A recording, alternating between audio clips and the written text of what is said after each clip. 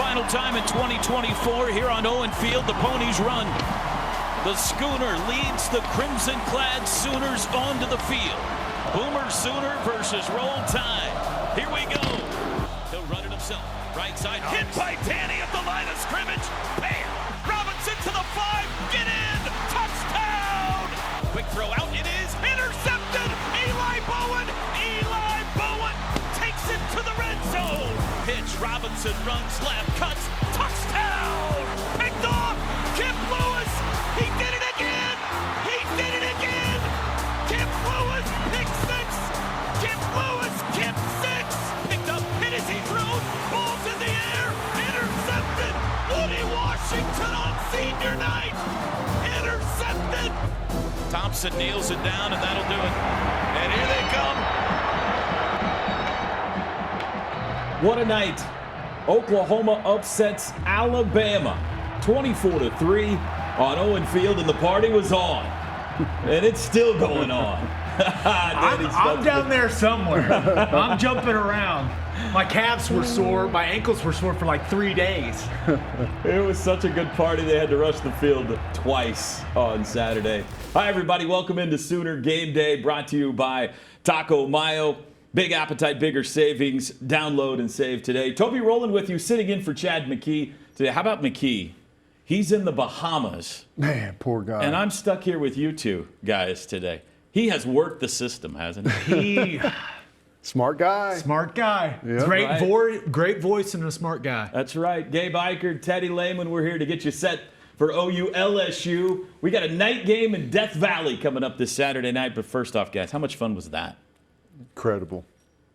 I would almost say a spiritual experience. I mean, it felt so good to watch them go out and execute at that level. And, you know, we'd seen it in bits and pieces throughout the season, mainly on the defensive side of the ball, Ted. But the offense had a tremendous plan. They went out and executed that plan. And for the first time, really all season long, we saw the complementary football that Brent Venables and this staff and these players have been seeking. And, man, it was beautiful. It was. And I know the fans have been frustrated with the way this season has unfolded, but it's nothing in comparison to what they've been feeling in that locker room, you know, and around the facility. It's a beat down whenever the season doesn't go the way that you hope. So I was incredibly excited, but most of all, happy for those guys, man. Those seniors, you know, those guys that decided to come back for this year, this first year in the SEC, to have something like that moment that everyone's going to remember forever. I mean, I know the season isn't going to be what people remember, but that game we're going to remember for a long time. You said it was the most fun you've ever had calling a game. It was great. Yeah. It was funny. I was asked today, when did you feel like this is actually going to happen? And you think back, and they started out, it was irritating because they missed opportunities early on, the field goal, the drop pass in the end zone. But it was 3-3, and it was 10-3 at half, and you thought, okay, that's a good first half. But they've had the lead the last couple of first halves, and it got away. For me, when Eli Bowen picked off that pass, it felt like, hang on a second, maybe something's different. And then when the pick 6 happened, you thought, we're partying tonight. Like, it's just happening. I started believing earlier. I agree. I don't know that I ever felt like we're going to be out of it. Right, but the drive before halftime where Xavier Robinson goes and scores, that's where a bunch of people being down on the sideline, we all start turning to each other going, we're going to win this game. Like, we're going to do this because the Sooners were obviously the better team throughout the entire first half. Like, they really had controlled things, even though there wasn't some giant gap on the scoreboard. They were just the more physical and well-prepared football team. Yeah. It was fun.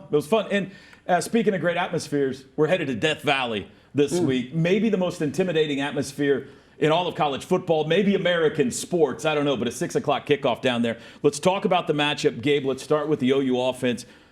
Good play calling, great execution last week in the win over Alabama. They worked that game plan to a T. Ground and pound, baby. That's right. and a lot of read-run game where there's an option to divide the defense in the middle of the defense as well as attack the defense on the perimeter. And I thought that it was a tremendous game plan, and they executed it very, very well. And I don't see any reason why they can't go do that again on Saturday night in Baton Rouge. Now, it's going to be very different. You are at home, crowd was on your side, you executed at a very high level. You got to go do that in the wildest atmosphere in all of college football. But I think this offense gained a ton of confidence from that performance. And I think this is a group that believes in Joe John Finley and what they're doing offensively right now. And I expect them to go play well on Saturday. They've got an identity now on offense. They're running the ball. Defensively, Teddy, start to finish. You saw the very first play, Danny Stutzman's hit on Jalen Milroe. A dominant performance the entire night. It was. They were fantastic. Our front seven has been just excellent this entire year. Backers, the defensive line, the edge guys, but everyone came to the party on Saturday night. It was a total team effort defensively. Now, it's going to be a totally different challenge against LSU. Number one, just like Gabe said, you're going on the road, and it's going to affect the offense, but it's also defensively whenever you've got the crowd support behind you getting loud, and that was a loud crowd on Saturday. They're not going to have that behind them, and this LSU team is a much better passing team than what we saw from Alabama. And they got multiple players in the passing game that can hurt you, but all that being said, I still expect a top-tier performance from this defense. All right, let's move the topic to LSU. What do you see from the Tiger offense? Garrett Nussmeier, passing attack, one of the best in the SEC. Yeah, it starts with him. Big arm. He can make any throw on the field, and he's going to test your coverage. You feel like you've got people locked down, he's going to try and fit it in there, and he does make some mistakes. He can move in the pocket, and he can create time, but he's not going to pull it down and run very often. That's not what he tries to do. He's trying to get out to where he can push the ball down the field. They got a solid running game, and it all starts with that big offensive line. They are physical. They're well prepared. They work great as a unit together. They're really good in pass protection. They got probably the best tackle in Campbell in all of college football. It's going to be they're a dangerous group. They can do a lot. But, if you can stop the run and get after Nussmeier in the pocket, which I think we have a chance, you can make life difficult on them. We'll break it down as we go along. Statistically, kind of a one-dimensional offense. They lean heavy to the pass. We'll see if the Sooners can slow that down. What about defensively, Gabe? The Scoop, by the way, brought to you by Brahms Ice Cream and Dairy Stores, farm fresh for over 50 years. What have you seen from LSU on the defensive side of the ball? So I think their defense is solid. That being said, I think they're the worst defense we've seen in SEC play. Now, that probably speaks more to all of the really good defenses that we've played against, but I don't see any reason why OU's offense can't go and have similar success to what we just saw them do against Alabama. I don't think LSU's defensive line as a whole is as good as a lot of these defensive lines that we've seen, especially in the interior of the defensive line. I like their edge guys, but the interior, I think, is a real weak point for their defense. I'm not sure it matters that much how good they are in the secondary because I don't know how many times we're going to throw it. Right. But I do think that Joe John Finley can dial up a lot of the things that they dialed up against Alabama and have success against LSU. In fact, you've seen Texas A&M, you've seen Vanderbilt, you've seen multiple teams have success running the football against LSU with the concepts that we just utilized against Alabama. So you go into it feeling like you're going to be able to run it efficiently. Especially the quarterback run game has given them problems this year. Yeah, second half of the Texas A&M game, Jalen Milroe, which, no offense to Jackson Arnold, he's not exactly a Milroe-level athlete. He's a really good athlete, but not quite what Jalen Milroe is. But Milroe ran wild against LSU throughout that football game. So there's no doubt they've struggled with QB-driven run game. And the key for Jackson Arnold is going to be to continue to make the right decisions with the ball. Joe John Finley puts him in a ton of situations to read either the edge defender or a linebacker, and that kind of dictates what he does with his ball handling. He was really good against Alabama. He's got to be really good again Saturday night. By the way, not the uniform matchup we thought we were going to get. It sounds like LSU's wearing purple, which they hardly ever do, and the Sooners are wearing the glorious road whites. This is going to be a tremendous television uniform matchup for this one. Yeah, this will be beautiful. We'll take a break. When we come back, let's talk about that dominant Sooner defense. What a night against Bama on Owen Field. You're watching Sooner Game Day.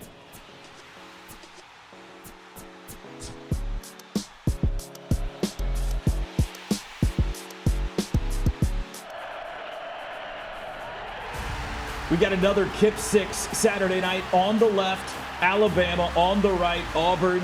He loves playing against the state of Alabama. That was the moment right there for me that I thought, hey, we got a party going on Owen Field.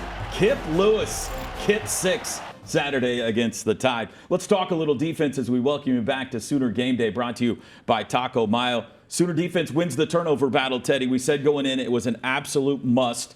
OU fumbles early, but then they get 3 second-half interceptions from Milroe. Most he's had in any game this season, and had to happen. They made it happen. Yeah, they were fantastic, and it started right out of the gate. Shutting down the run game, both Milroe and the handoff run game. We were really good. Didn't give up any explosive. Now, early on, they hit a couple of third-down passes on us, that were able to move the chains, but we forced a field goal there and kept them out of the end zone. But, it really all started up front. And as the game wore on, and we did force those turnovers, the offense paid them off, which was great. And we got that lead. For the first time, it feels like all SEC play, we were able to turn our pass rush loose a little bit. You saw R. Mason Thomas getting home. Trace Ford had a couple of really nice rushes. The interior guys did a good job of not getting up the field and creating massive gaps that Milroe could pull the ball down and escape through. So it was a total effort. And, credit the guys on the back end. The coverage was great. I mean, we did a really good job. Eli Bowen had a great day covering Ryan Williams. I mean, Luther Burden 1 week and then Ryan Williams, and it's not going to get easier this week. You got Kyron Lacey this week, kid. It's crazy. Gabe, your hot take on this show last week was that OU would hold Jalen Milroe to under 100 yards rushing. And I should have said under 10. It was a hot take. It turned out to not be that hot. Yeah. They held him to 7 rushing yards on the night. How'd they do it? There's no other way to say it. They whooped that behind at the line of scrimmage. Just the defensive line was fantastic. Technique, pad level, physicality. They bullied that offensive line from Alabama, and it's been a long time since you've seen a group from Alabama get pushed around the way that they got pushed around. Yeah. And I loved every second of it, but it forced Bama into some bad down and distance situations.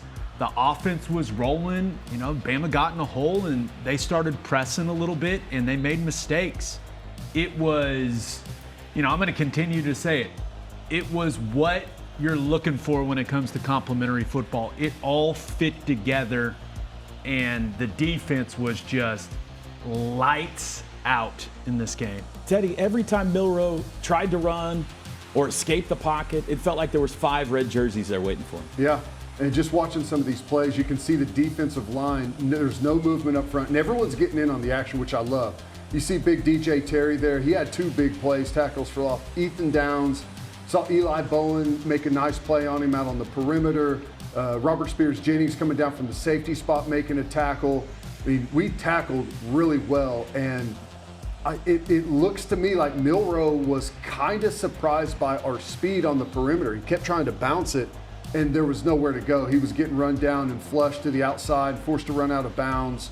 They're forced into other players. So it just, Ted, he was a total effort. He was so rattled that he missed the slide tackle on Kip Lewis. Oh, yeah. Couldn't even make that happen. Big effort there from Milroe. It's crazy. It was awesome. And, and this is just kind of a total team effort thing. It's not some crazy performance that can't be replicated. I mean, nothing really crazy happened on plays that our guys can't make over and over. We limited turnovers. We didn't get penalized in big bunches to put ourselves behind the chains. We tackled well. We covered well. We played responsibility football. We can do that again. Let's talk about the matchup, OU's D-line against LSU's offensive line. It's a bit of a dichotomy here because rushing, they're 14th out of 16 in the SEC. They don't run the ball well at all, but they do have good pass protection, Ted. And so the pass rush getting home is going to be difficult against these guys. They're averaging only giving up about 1 sack a game. Yeah. And, one of the interesting things about LSU is they love to get 5 guys out into the route scheme. And we don't see that very often. We saw it against Alabama late whenever they had to throw the ball to come from behind, but they trust their offensive line enough that they're going to let backs get out into the route concept, which means you got 4 on 5. You got your pass rush against their 5 protection guys, and we have been pretty successful against that whenever we have gotten that look. So you've got to hold up downfield. Now, Nussmeier, huge arm. He's going to throw guys open. He's going to throw it, in tight windows, try and fit it in there. And, he'll try and make some plays and he'll make some mistakes because of that. But he's definitely a threat. And whenever they get 5 guys out, if you don't get pressure, you get into trouble really quickly because of all the options out there on the field. And Toby, you mentioned their struggles to run the football. That has to remain the case in this game. Right. The key is for OU's defense to make LSU one-dimensional. Now, Nussmeier's got a big arm. He's extremely talented, and he's got some dudes as targets. But if you put him in 2nd and long and 3rd and medium to long, that puts you in advantageous situations, even with how talented they are and how dynamic their passing game is. It becomes a lot easier to play defense in those situations, and you can disguise some things and try to fool Nussmeier a little bit with what you're doing from a coverage standpoint. If they're running it efficiently, they become a very, very difficult offense to stop. Nussmeier, the best pure passer OU's faced in the SEC this year? I mean, Jackson Dart may be the only one that's close. Quinn Ewers, okay? Quinn Ewers, but he hasn't looked the same since the oblique situation. Yeah. He's got the best arm talent we've faced. I think if you just turn on the tape and go, who can sling it the best out of anyone that we've played, I think it's Garrett Nussmeier. Well, obviously, because of that, big pressure on the OU secondary and Teddy, Eli Bowen, he burst onto the scene midseason, and now he's assigned to the elite wide receivers in the country. He's been unbelievable. He has. I mean, it's not only is he a true freshman, he's undersized for the position. I mean, that he's not exactly what if you were just checking boxes on what you wanted a corner to be, he may not fit into that, but he's at a position right now where I'm just like, okay, Eli Bowen's over there. We don't worry about that guy. Let's worry about what else is happening out here. He's confident. He just does his thing. He tackles well. He comes downhill in the run game. Just a solid player. There he is. I mean, closing the distance quickly, just an incredible athlete, and he's smart. The biggest part of corner, there's not a huge learning curve whenever it comes to what you have to learn in the defense. You're either a deep third player, you're a flat player, or you got a guy man-to-man. There's not a whole lot of thinking out there, but you have to really understand what guys do to how they set up routes, how people are trying to attack you. Some of the different game plan things that will emerge and change throughout a game. And he's got a really good feel for it already at a young age. Remember, we were at Rudy's. Coach Venables told us the Tennessee game. He came in, and some of the Tennessee wide receivers were like, "Over here, I got a mouse in the house. Yeah. I got a 5'9" guy on me." And BV was like, "He's not that guy. You guys don't understand. He's not that guy." Nobody does that anymore. Nobody does that anymore. We'll take a break. We'll talk about the Sooner offense against Bama when we come back. It's OU LSU coming up in Death Valley. This is Sooner Game Day.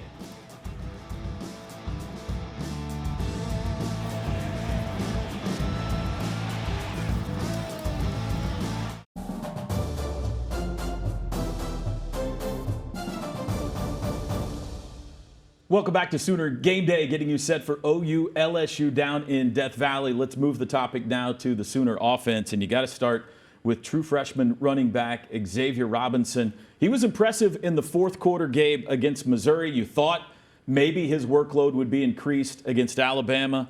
Wow. Yeah, the early fumble from Taylor Tatum, which took him out of the mix, and the rest of the night belonged to X, and he delivered. And I'm glad it did, because this guy can play. And I know a lot of people are wondering, hey, why did we not see him earlier in the season? And Coach Venables talked about it on his show this week, that he just wasn't quite ready.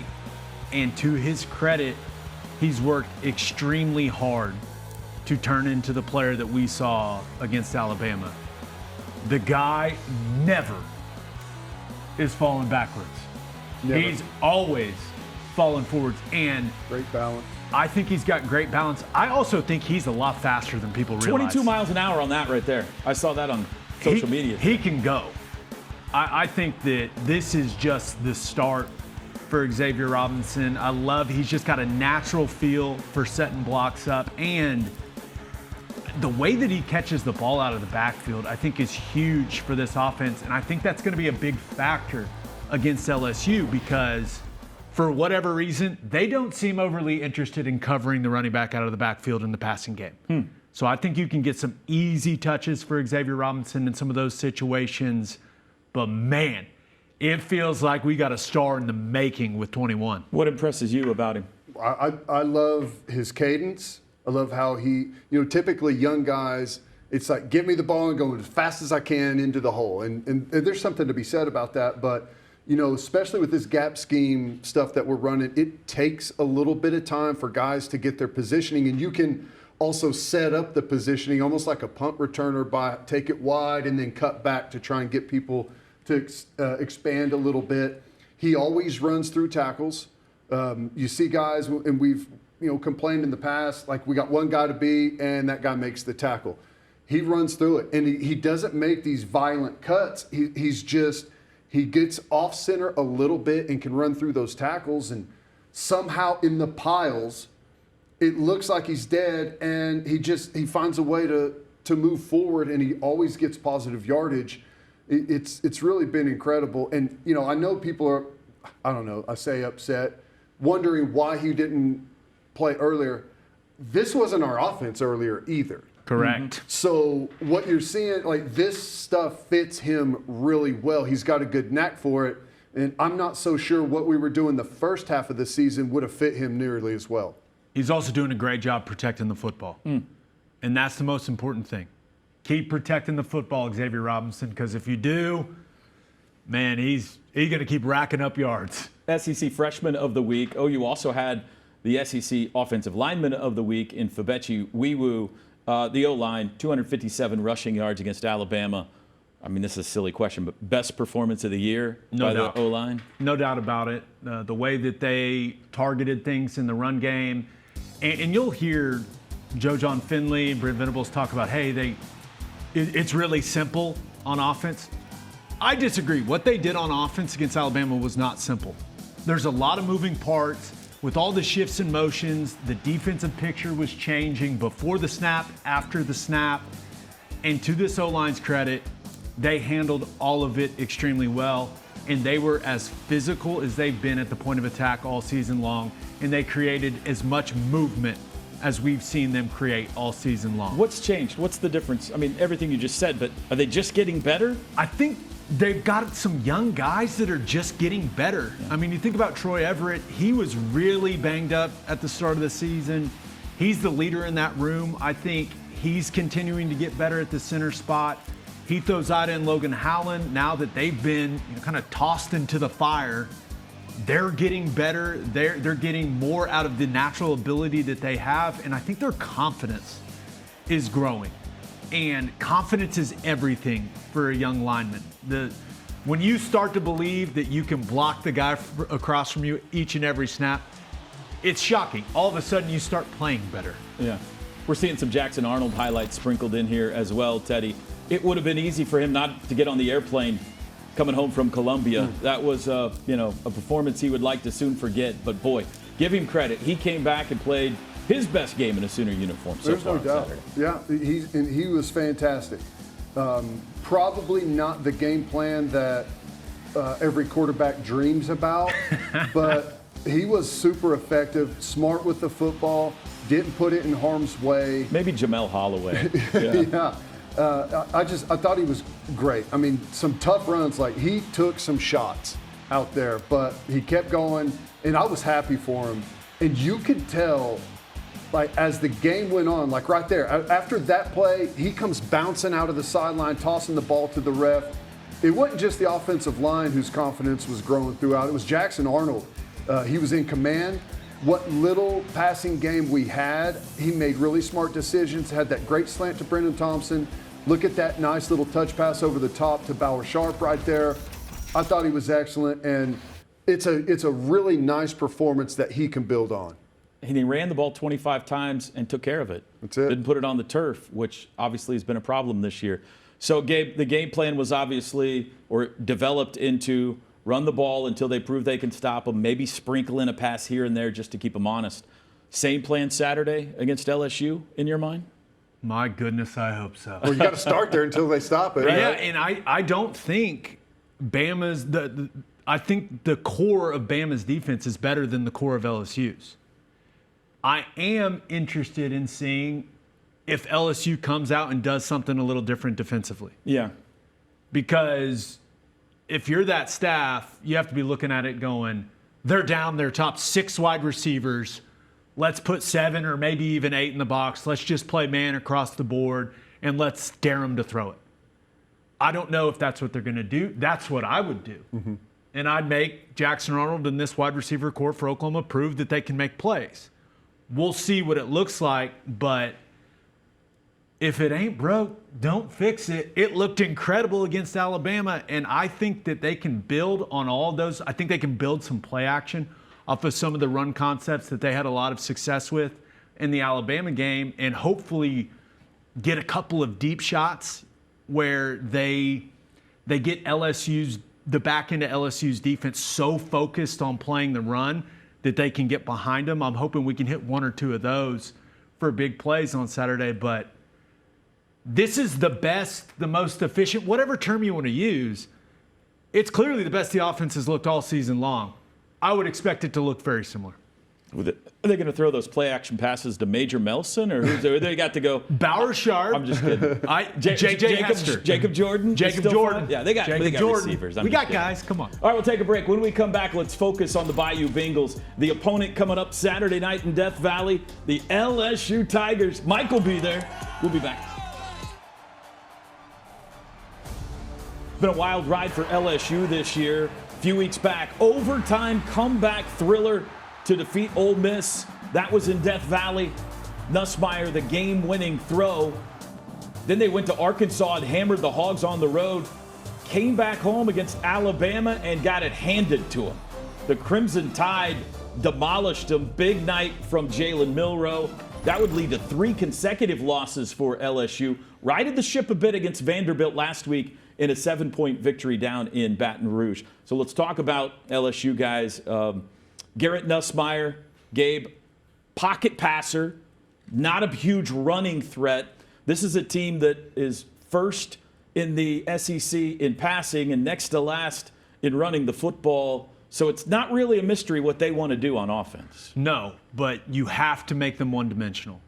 You have to shut down that run game and force Garrett Nussmeier to make a bunch of throws in tight coverage. Now, they are going to make some plays. They have, when you look at Lacey and Anderson and Taylor at the tight end position, those guys are all early round picks. They are fantastic players. They're going to make plays. But make them one-dimensional, make them throw into coverage, and Nussmeier has proven that he will make a mistake or two. So that's what the game plan has got to be, and I just have to imagine this OU defense coming off the Bama performance that they're as confident as they've been all season. I got that backwards. Second in passing, last in rushing. Teddy, let's take a look here at Nussmeier. What do you see in him? Yeah, you see him running on the run here. He's a big guy. He's fairly athletic, but that's not typically what he wants to do. He'll move around and try and get outside the pocket to push the ball down the field. He's got a big arm, can make any throw. He'll throw it late. he gets a lot of balls tipped downfield, throwing into coverage. They run a lot of stop routes. They got good athletic receivers that are hard to tackle, so they run a lot of stuff at the line of scrimmage where he just hammers it out there, throwing fastballs, and let those guys, whenever you give them a cushion, let them make some plays. And they love the deep crossers, the deep ends, the dig routes, and the tight end loves to run down the seam. He loves to try and fit it in to the tight end down the seam. And like I said, there's going to be some opportunities for some footballs, but you better be ready to compete for it because those guys are used to making plays in tight coverage. You saw the 11 interceptions there, second most in the SEC. He's interesting because he'll make some throws that will just like, wow, nobody else can make that throw. And then he'll make some throws that make you say, what is he looking at? Where was he throwing that A lot football? of times it's when he's out of the pocket and he's kind of throwing late across the middle and, a safety has come down that he doesn't expect to be there. And, there's going to be some moments. He's what I call an oh my gosh guy. Sometimes you go, oh my gosh. And then you go, oh my gosh. Like, what Something's was that? happening. Yeah, but he's a gunslinger. He is going to let it rip. The key is to play complementary football and to put him in situations where he feels like he's got to make plays. Mm-hmm. Let's take a look at those pass catchers. They've got a dynamic trio led by Kyron Lacey, 8 touchdowns on the year. Aaron Anderson, spectacular as well. And Teddy, maybe the best tight end in the league. Mason Taylor? He's solid. He's a good blocker. Like I said, they love him down the field on seam routes. They like to attack backers that are trying to cover him. And, he gets them running, gets their back turned, and Nussmeier will try and throw it over the top and fit it in there. And Lacey is excellent. He's big. He's physical. He's good after the catch. And like you think about that Ole Miss game, the overtime game, like some of those catches he had late, and he's just throwing it in his general area and letting him go make the play. So this is a really dynamic group. But, it's kind of what we've seen every week in the SEC. Everyone's got great pass catchers. I mean, you go back to Auburn, maybe they got the best group of skilled guys we've seen all year, and look at what they've done. But, I think that we match up well. You're going to have to put pressure on Nussmeier, though, to force him into some tough spots. This league is great at every position, but at wide receiver, I mean, you had Burden and Weiss at Missouri. You had Ryan Williams and everybody else at Alabama. These guys at LSU, they're crazy. Gabe, I know you can't wait. You got Will Campbell, maybe the best tackle in the country. No maybe about it. Best tackle in the country. He's given up 1 sack in 2 seasons, one-on-one perhaps against R. Mason Thomas much of the night on Saturday. We'll see. This is going to be fun to watch, though. He's fantastic.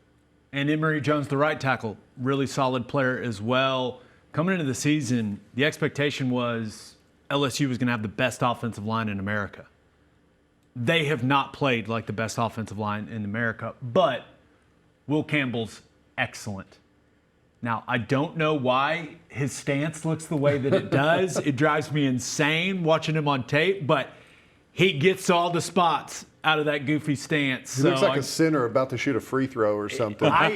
It's wild to look at, but he's awesome in the run game. And I would say, since I've been doing this, he's the best pass protection tackle I've seen.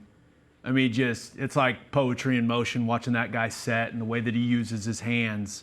But the interior of the offensive line I don't think they've been overly dominant, Ted. They've been solid, but these guys thrive in pass protection, and the run game has not been their strength. It hasn't been that group's strength overall. Defensively, we've mentioned it a couple of times. They've been vulnerable this year against the run. Teams have been able to run the football on them pretty consistently. What do you see there? And then what do you think they are secondary-wise? Well, the secondary, it's LSU. They're long and athletic. Now, and I know that we don't have our wide receivers. I get it. But they've given up some big plays at corner where, frankly, they've just been run by. Now, the guys running by them are a bunch of early round picks. Right. So we've talked about the talent at wide receiver in this league. They've given up huge plays to some of the better wide receivers in the SEC, but I just don't think they fit the run, especially when there's a lot of moving parts, when there's a lot of eye candy. I think they struggle to fit the run at a high level. I do like Weeks at linebacker for him, but I think that OU's offensive line can create movement against the interior of the LSU defensive line. I think their edge guys are really good. I think they're good players. I think they're physical. 35 looks enormous. But I think the weak point of that defense is the interior defensive line. All right, it's time for Chick-fil-A's My Pleasure. Download the Chick-fil-A app and order your favorites ahead of time. This is where I'm supposed to ask you what would bring you the most pleasure in this game on Saturday night. Are you comfortable doing that? I feel a little awkward, but Teddy, that's what I'm told I should say. So what would bring you the most pleasure in this game? Don't turn the ball over. I mean, that to me is the key. And I know we had the one turnover against Alabama, but we were able to weather that storm. If we don't turn the ball over, we don't have to score 50 points. Don't turn it over. Run it well. Don't put ourselves in tough spots. Our defense is going to play their style of game, and I think we can come away with a win. You go in there and you turn it over 3-4 times, we're going to be getting on the bus losers. Easy to do in that place. Yes. You get rattled with the sound. Gabe? Crisp, clean decision-making from Jackson Arnold in the run game. That's what we got from him in the Alabama game. We all saw how that went. I think if he does it again, this offense can have success running the football, but he's going to have to read a lot of different situations, needs to make the right decisions, and if he does that, should be just fine. Do I get a pleasure, or is this just the two of you? What would bring you the most pleasure? I would like another defensive touchdown. Yeah. That was a lot of fun. We'll be back to take a lap around the NCAA this week. It's rivalry week in college football when we come back. Sooner Game Day is brought to you by Bud Light. Easy to drink, easy to enjoy. OU Health. Proud to be Oklahoma's flagship academic health system. The best place to gear up for game day is shop.soonersports.com. Log on to Soonersports.com/kids for information about joining the Sooner Junior Kids Club presented by OG&E and brought to you in part by Orthodontics exclusively, Mathis Home, and Devon Energy. Thank you to our cornerstone television partners, OU Health, OG&E, Fowler Auto Group, and Coca-Cola. Well, this is it, final week of the regular season, so championship game implications all over the place. In the SEC, we know Georgia is in. They get the winner of the Texas A&M game in College Station. In the Big Ten, we know Oregon is in. They'll play Ohio State if the Buckeyes beat Michigan. How about SMU? They are in the ACC championship game in year one. They'll play Miami if the Canes beat Syracuse. And God bless you trying to figure out what's going on in the Big 12. Good luck. Arizona State and Iowa State have they control their own destiny, but there's 8 teams, no joke, 8 teams that still have a shot at being in the Big 12 championship game. This is where I think we play Game Day Pick'em. Yeah. We all pick a game. Let's take a look at the standings right now. I'm nervous right now. I'm going to be honest with you because Chad, I think, is in the lead. Yeah, 37 points. Gabe, you have tied Teddy. You have caught him at 33. I feel like a genius being the only one picking Ohio State. What a beatdown. What a beatdown that was. It was. All right, I got 5 good games for you. Here we go. We're going to start in College Station. Texas and Texas A&M. They're playing again. Most expensive ticket in the history of the world. Teddy, who you got? Give me A&M at home. I don't think Texas is they haven't performed very well. They're not battle tested. You know, the biggest game they've had was against Georgia. Ewers got benched in that game. I mean, they're really good on defense and they're solid on offense, but that is going to be a crazy environment. I think A&M's going to play the best game that they've played all year. Probably me picking more against Texas than it is for A&M. That's fine. Yeah. But give me A&M. I look at this game, you look at head coach, quarterback, defense. I think Texas has the better quarterback. I think they've got the better head coach, and I think they've got the better defense. Give me the Longhorns. I'm picking for Chad. I feel terrible because he's got the lead, and I'm about to blow it for him. But I agree with Teddy. I think the home team wins this game. I'll take Texas A&M. South Carolina and Clemson. Can't wait to watch this football game. Gabe, you go first. Who you got in this one? I just think South Carolina's a better football team. Lenore Sellers playing really, really well, and can't go against our guy Beamer. I mean, come on, give me the Gamecocks to get it done on the road. Same. I really like their defensive line. I think they're going to wreak havoc on Clemson's offensive line. I'll take South Carolina as well. Other than when they played Oklahoma, I've been rooting for South Carolina all year. They're a lot of fun to watch. They are. And Beamer's a lot of fun, too. Arkansas and Missouri. The game is in Columbia. Afternoon game. Gabe? Teddy? Brady Cook, all the difference in the world for Missouri. Give me Missouri. This is another picking against Missouri type of selection. Give me Arkansas in this one. I'm going to take Arkansas, too, because I just feel like Drinkwitz is due one upside the head a little bit. So I think they're going to get upset at home by Arkansas. He said some interesting things. Yeah. And I think that makes people feel a certain way about him. Notre Dame and USC in the Coliseum. Gabe? Give me the Irish. I just think Jaden Maiava has not seen anything like this Notre Dame defense. I could see him struggling. I think Notre Dame gets it done. Same. I like Notre Dame in this one. Easy pick. Sorry, Chad. I'm taking USC. Ooh. They've lost a bunch this year, but they've been in a lot of them. I think they're going to pull off an upset here. And finally, K-State and Iowa State in Cycloneville. Ted? Iowa State is the more consistent football team. I like Rocco Becht. I love their defense. Give me ISU. Iowa State's a more consistent football team, which is why I'm picking Kansas State. I'll take Iowa State, too. I think I picked the same as Ted on every single pick, so I'll take the Cyclones. All right, we'll take a break. We'll wrap it up with some hot takes when we come back. You're watching Sooner Game Day, brought to you by Taco Mile. Sooner Game Day is brought to you by Riverwind Casino. Good times, great rewards. Crisp, refreshing, and incredibly tasty. Is Coke Zero Sugar the best Coke ever?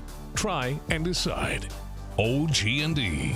We energize life. The Sooner Sports Podcast is your all-access audio pass to Sooner Sports. Listen as Toby Rowland and Chris Plank talk all things Sooners. New episodes drop every day. Log on to Soonersports.com/podcast or search Sooner Sports Podcast in your favorite podcast provider. Presented by Allstate and Riverwind Casino.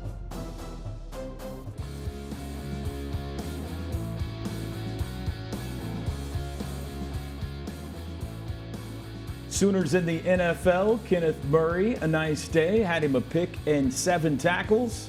Nick Bonito, Teddy. He's carving out a career, isn't he? He sure is. He's a stud, man. He's carving them up. And Double digits now, right? Double-digit sacks for Nick. Wow. And Mark Andrews He's going to go to the Pro Bowl. Touchdown. Monday Night Football for Mark Andrews. Final segment of Sooner Game Day. It's time for our hot takes. What's going to happen in OU LSU? Teddy, hot take brought to you by Air Comfort Solutions. I'm going to say the same thing I said on Monday. Xavier Robinson goes for 165. Wow. That's it. Total? 165 yards Rushing or total yards? Rushing? Rushing. I love that. I think he can have a big day catching the ball out of the backfield, too, with how LSU struggles to cover running backs. This may be my hottest take of the year because we just watched the offensive game plan against Alabama. I think the game plan is going to be similar against LSU. But Jackson Arnold will throw a touchdown pass of over 40 yards. Ooh, okay. I think they're going to catch him sleeping. A little play action? Little play action, slip by him. Pretend you're cracking the safety, slip by him. Yeah. Get vertical. I'm not arguing Touchdown. with you. You're on fire after that Jalen Milroe pick last week, so I believe it's going to be a lot of fun. LSU in purple, OU in white, Death Valley at night. Sooners and the Bayou Bengals can't wait. Thanks for watching Sooner Game Day. Boomer Sooner, everybody.